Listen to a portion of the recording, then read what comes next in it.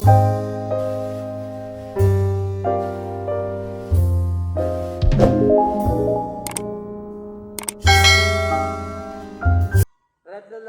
शहर में सल्लू जतने का साहस और ईश्वर जी व गुलाब जी अग्रवाल परिवार के द्वारा तेरापंथ धर्म संघ की गुरु धारणा स्वीकार करना एक तरह से पूरे शहर का वातावरण है वह गर्माहट पैदा करने वाला बना देता है।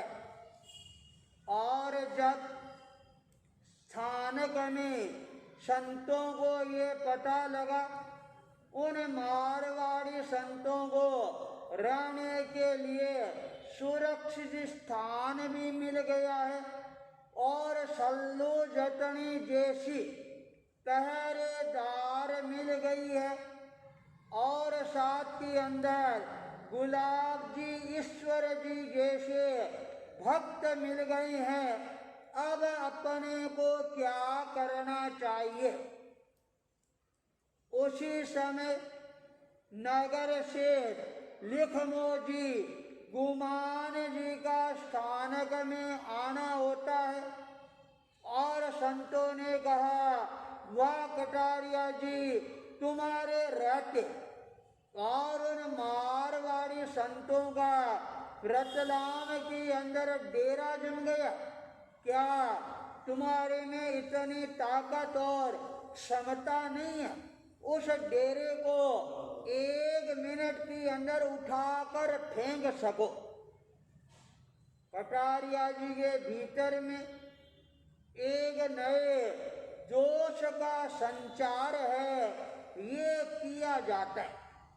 कटारिया जी भी तत्काल अपना रुख बदलते हैं और कहते हैं, संतों आप थोड़ा सा धैर्य धारण करो और अभी मैं समाज की मीटिंग बुलाता हूँ और उसके अंदर इतना कड़ा निर्णय लेंगे।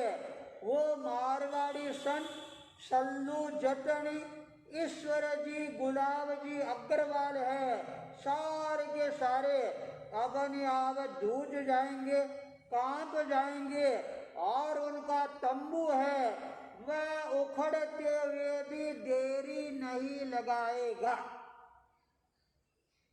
यह बात सुनकर संतों के मन में भी आता है, चलो कम से कम अब नगर शेड है, कोई न कोई कड़ी कार्रवाई है वह अवश्य ही करेगा। नगर शेठ ने तत्काल पूरे गांव के लोगों की, प्रतिष्ठित लोगों की एक मीटिंग है वह अपने दुकान पर आमंत्रित की।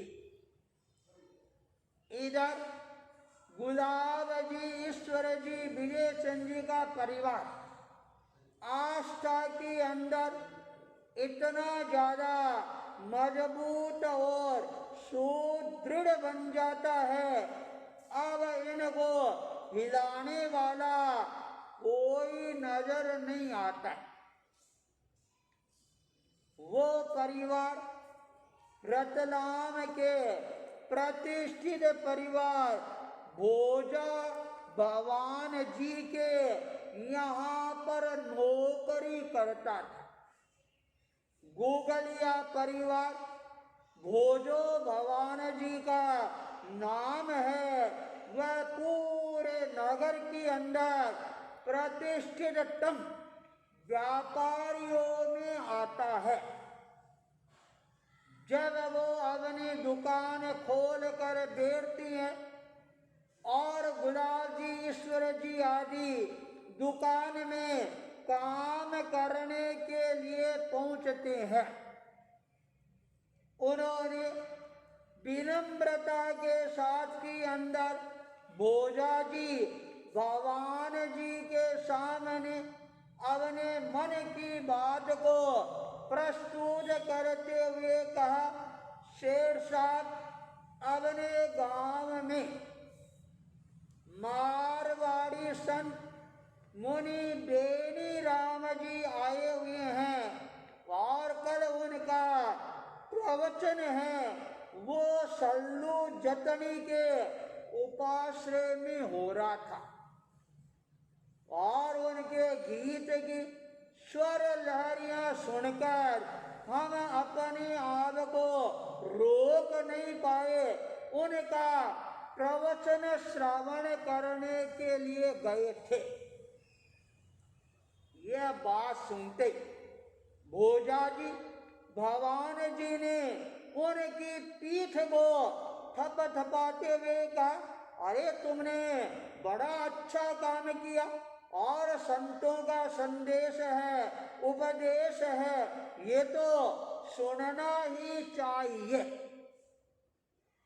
यह बात सुनकर ईश्वर जी गुलाब जी के भीतर एक नई शक्ति की जागरण होनी प्रारंभ हो जाती है। उन्होंने कहा, शेर साहब हमारे को उनका जो तत्व दर्शन है वह भी बहुत अच्छा लगा। यह बात सुनकर भोजो जी भगवान जी ने कहा, अरे क्या तत्व दर्शन है उनका। तब ईश्वर जी गुलाब जी ने कहा, जो मुनि बेनी राम जी उनके जो गुरु थे उनका नाम था आचार्य भिक्षु। उन्होंने 1817 की अंदर बगड़ी की अंदर रामनवमी के दिन एक क्रांति का सूत्रपात किया था। 1817 केरवा की अंदर आषाढ़ी पूर्णिमा को शुद्ध श्रद्धा का स्वीकरण किया था और उन्होंने वीतराग भगवान के चरणों में अपने जीवन को समर्पित करते हुए दोनों घुटने जमीन पर टेक कर दोनों हाथ करवद्य जोड़कर और मस्तक को जमीन तक झुकाते हुए कहा, हे प्रभु यह तेरा पन, ये वीतराग भगवान ये तुम्हारा पथ है और हम तो केवल इस पथ पर चलने वाले राही हैं। यह बात सुनकर भोजो जी भगवान जी और ज्यादा प्रसन्न हो जाते हैं और कहते रहे, वाह इतने समर्पण वाले संत भी इस धरा पर है क्या, जिन्होंने अपने पूरे जीवन को वीतराग देव के चरणों में समर्पित कर दिया। भोजो जी भगवान जी का ये उत्साहवर्धन एक तरह से चेहरा देखकर और गुलाब जी और ईश्वर जी और ज्यादा प्रसन्न हो जाती हैं और उन्होंने कहा, शेर साहब आचार्य भिक्षु ने नई श्रद्धा को स्वीकार करने के साथ ही अंदर एक लाइन और खींच दी। वीतराग भगवान के पथ पर कौन बढ़ सकता है और अपने भीतर के अंदर सही श्रद्धा का जागरण कौन कर सकता है, जो नव तत्व और 6 द्रव्यों की जानकारी करने के बाद देव गुरु और धर्म को सही दृष्टि से स्वीकार करता है, वह व्यक्ति वास्तव के अंदर सम्यक्ति होता है, श्रद्धावान होता है। जब तक नव तत्व और 6 द्रव्य का ज्ञान नहीं होता है तब तक वो श्रावक श्राविका कहलाने का अधिकारी नहीं होता है।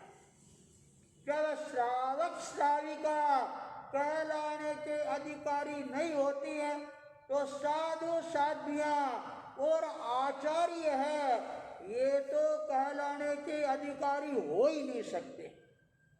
यह बात सुनकर भोजो जी भगवान जी के कान खड़े हो जाते हैं, मन में विचार करने लग जाती हैं। अरे नव तत्व और 6 द्रव्यों का ज्ञान करने वाला श्रावक श्राविकाएं कितने है। यदि पूरे रतलाम शहर में दृष्टि पसार कर देखे तो ऐसे श्रावक श्राविकाएं अंगुलियों पर गिने उतने ही मिलने मुश्किल है। और साधु साध्वियाँ वेश को धारण करने वाले तो सैकड़ों नहीं हजारों मिल जाएंगे, पर नव तत्व और 6 द्रव्यों का सम्यक ज्ञान करने वाले तो हमारे को उनमें भी नजर नहीं आएंगे।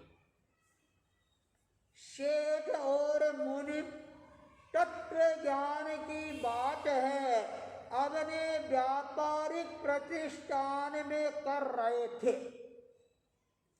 भगवान जी और भोजो जी ने ये सुनकर कहा तुम लोगों ने बड़ा अच्छा काम किया, कम से कम ऐसी श्रद्धा को अपने जीवन में धारण तो किया। तुम्हारे को कोई घबराने की जरूरत नहीं है, डरने की जरूरत नहीं है और आराम से अपना काम है ये तुम करते जाओ। गुलाब जी ईश्वर जी यह बात सुनकर और ज्यादा उत्साह से उत्साहित होकर और अपने दुकान के काम में लग जाती हैं और मन में विचार कर रही हैं जब हमारे को इतना बड़ा सुरक्षा कवच मिल गया है अब हमारे को डरने की जरूरत नहीं है। और उधर नगर शेठ के वहां पर समाज के प्रतिष्ठित लोगों की और जब वो बैठक होती है नगर शेठ ने कहा बोलो इस बीमारी का इलाज क्या है। मारवाड़ी संत आए, हमने सबने विरोध किया, उनको ठहरने के लिए जगह नहीं दी, पर सल्लू जतनी है वह किसी का कहना मानती नहीं, उसने जगह दे दी और संत भी प्रवचन करने लगे। ओसवाल समाज तो नहीं पर अग्रवाल समाज ने उनको महत्व देना प्रारंभ कर दिया और ईश्वर जी गुलाब जी है वो उनके परम भक्त बन गए हैं। बोलो अब अपने को क्या करना चाहिए। तब एक व्यक्ति ने कहा इसकी चाबी तो मैं तुम्हारे को बता सकता हूं और वह चाबी यदि तुम घुमा दो तो ईश्वर जी गुलाब जी हैं वो अपने आप डर कर और भग जाएंगे। सल्लू जतनी है वो भी अपने आप रास्ते पर आ जाएगी। नगर सेठ ने कहा बोलो ऐसी कौन सी चाबी और जादू की छड़ी आपके पास में है। उसने कहा जी देखो बात यह सबको हमेशा पेट है ये भरना हुआ चाहिए। ईश्वर जी गुलाब जी है वो हमारे शाह भोजो जी भगवान जी गूगलिया के यहाँ पर सर्विस करते हैं। यदि नगर शेड है, उसके पास में सारे नगर की शक्ति है। यदि नगर शेड हिम्मत करके और एक लिखित बना दे, कभी 13 पंथ की गुरु धारणा करने वाले व्यक्ति के साथ के अंदर ओसवाल समाज का कोई भी व्यक्ति लेन देन, खान पान, बेटी व्यवहार का संबंध रखेगा, उनको हम समाज से बहिष्कृत कर देंगे। उनके ऊपर कड़ा जुर्माना है, ये भी लगाया जाएगा। और इसलिए राड़ के आगे यही सबसे बड़ी बाढ़ हो सकती है। नगर से यह सुनते मन में इतने ज्यादा खुश हो जाते हैं और कहते बोलो आप सब की क्या राय है।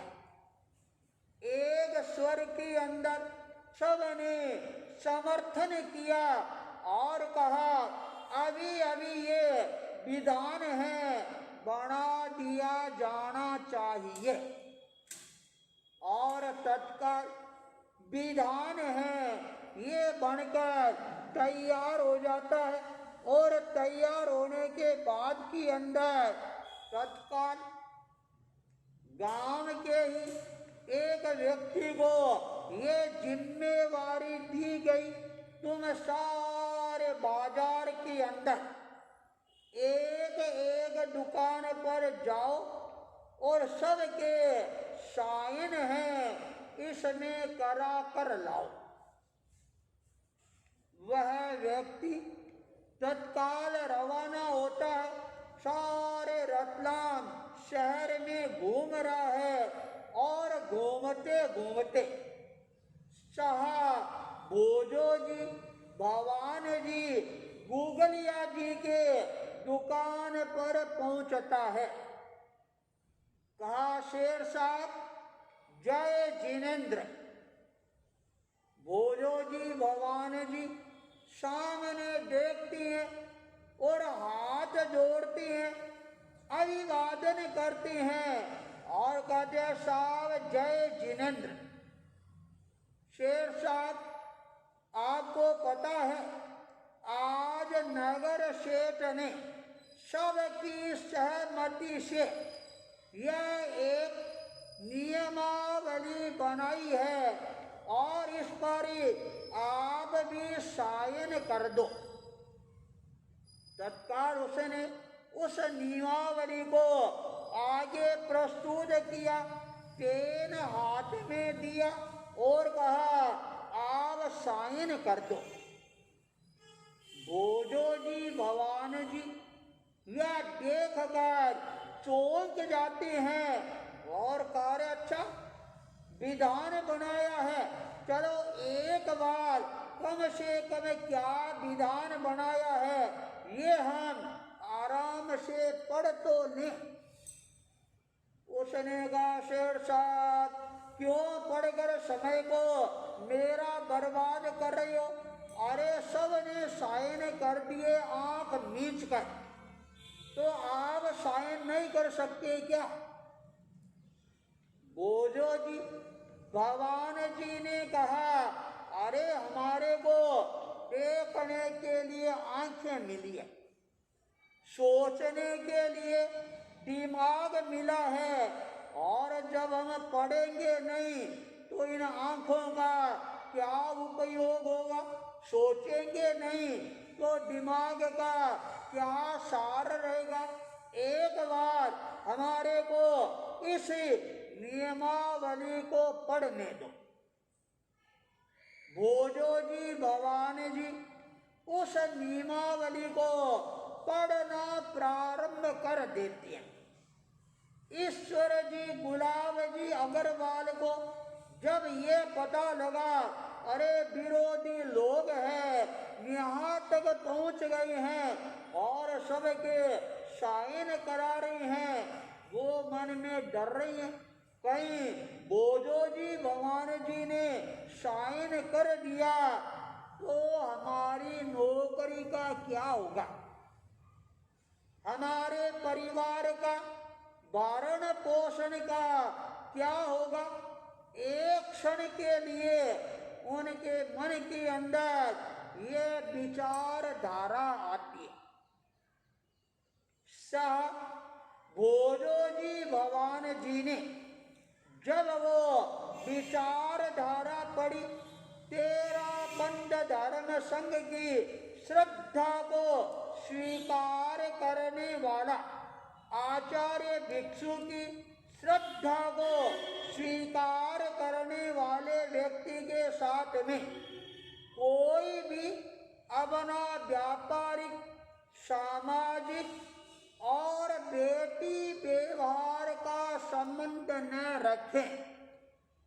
यदि कोई उनके साथ में संबंध रखेगा तो उनको हमें समाज से बहिष्कृत कर देंगे, उनके ऊपर जुर्माना लगाया जाएगा।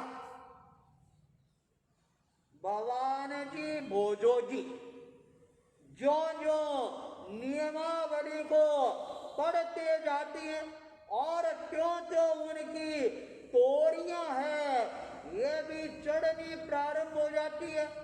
आंखों के अंदर लालई है ये उतर कर आने प्रारंभ हो जाती है। मस्तक पर सड़ पड़ने प्रारंभ हो जाती है और मन में चिंतन कर रही हैं, अरे ये क्या हो रहा है, ये समाज है या समझ है, कुछ समझ में नहीं आ रहा। कोई भी व्यक्ति तत्व ज्ञान को समझकर सही श्रद्धा को स्वीकार करता है तो इसमें समाज का क्या लेना देना।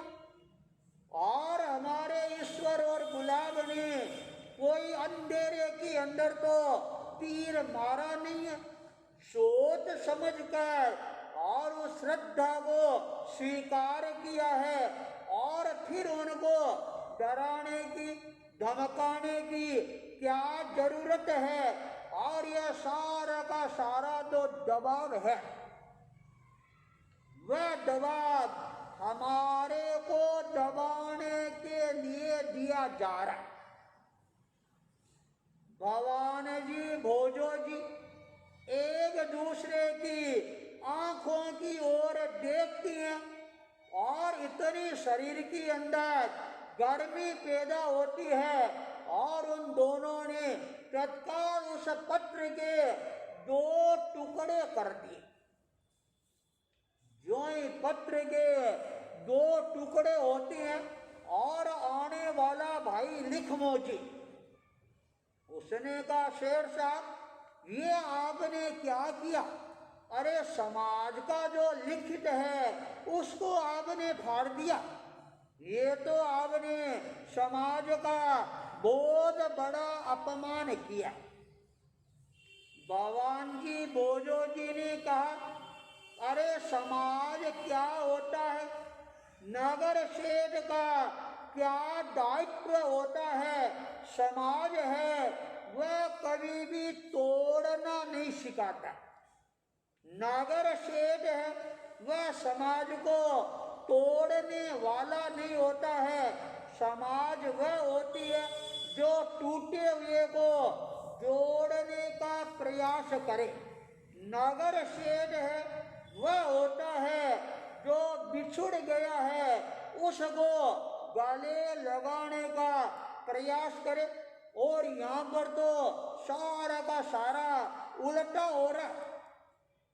और यह कहते कहते उन्होंने उस पत्र के 4 टुकड़े कर दिए, 8 टुकड़े कर दिए, 16 टुकड़े कर दिए और उस कागज के चिंदी चिंदी कर देती हैं और हाथों से उन कागज की गोलियां बनाकर भोजो जी भगवान जी ने और उन गोलियों को लिखमो जी के चेहरे पर उछालते हुए कहा, जाओ तुम अपने समाज को और नगर शेठ को ये कह देना, आज से शाह भोजोजी भवान जी गूगलिया है वो भी तेरापंथी बन गए हैं।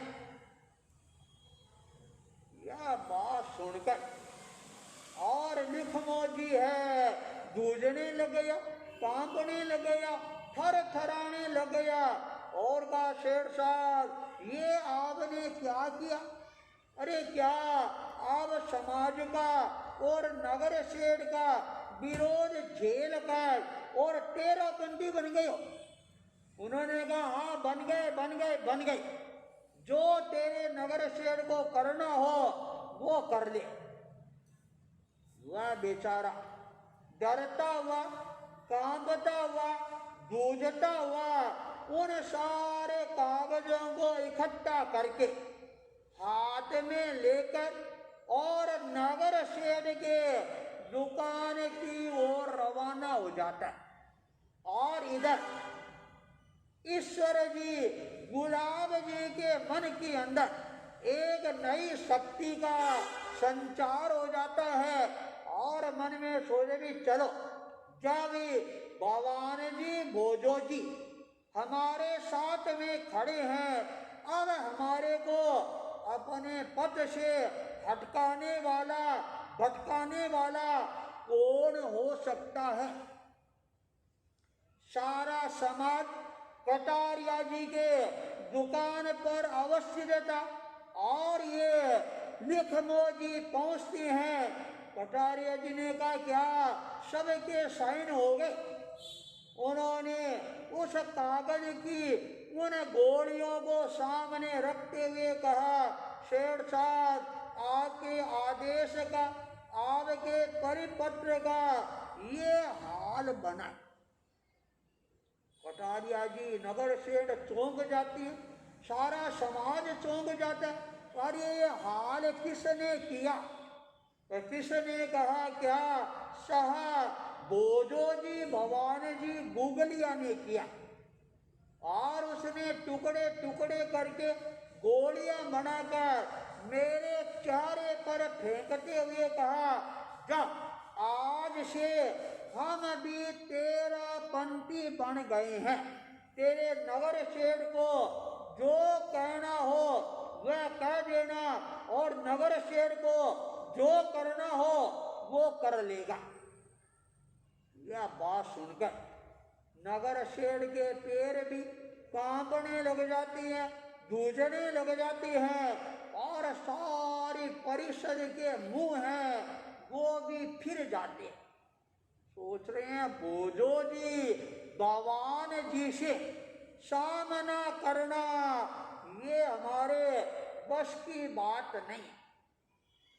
और एक क्षण के अंदर विरोध का भयानक जो बवंडर उठा हुआ था, पानी के बुलबुलों की तरह वह एकदम शांत हो जाता है, दब जाता है, खत्म हो जाता है। और उस रतलाम शहर में साहस के साथ में शाह भोजो जी भवान जी ने तेरापंथ धर्म संघ की श्रद्धा को स्वीकार करके रतलाम के इतिहास में, मध्य प्रदेश के इतिहास में, मालवा के इतिहास के अंदर एक बहुत बड़े सुनहरे पृष्ठ का सृजन करने वाला दिन बन गया था। इसी मंगल भावना के साथ ओम अरहम।